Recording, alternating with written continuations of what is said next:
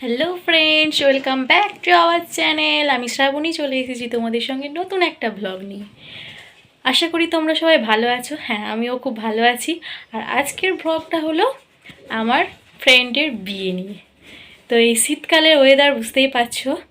তো দেখা যাক কেমন এনজয় করি আমরা। তোমরা সঙ্গে থাকো, তোমাদের সঙ্গে সমস্ত কিছু শেয়ার করতে থাকবো। ততক্ষণের জন্য বাই বাই। তোমরা দেখতেই পাচ্ছ আমার যুদ্ধের সমস্ত ইনস্ট্রুমেন্ট রেডি হয়ে গিয়েছে। হ্যাঁ, ঠিকই শুনেছ, যুদ্ধ। কারণ সাজতে বসলে আমার একটা ছোটোখাটো যুদ্ধই হয়ে যায়। আর 2-3 ঘন্টার কমে তো সাজা কমপ্লিট হবেই না। এই যে দেখছো এই ফুলটা আমি অনেক কষ্ট করে 2-3 দিন ধরে লক্ষ্য রেখে অনেক রিস্ক নিয়ে তুলে নিয়ে এসেছি চুলে লাগাবো করে। সো ফাইনালি আমি রেডি হয়ে গিয়েছি। আর আমাকে কেমন লাগছে তোমরা অবশ্যই কমেন্ট বক্সে জানাতে ভুলো না। আর আমি বসেছিলাম 5টা থেকে রেডি হতে, এখন বাজে পাক্কা 7টা। টানা 2 ঘন্টা ধরে মেকআপ করার পর ফাইনালি আমি এই লুকটা ক্রিয়েট করতে পেরেছি।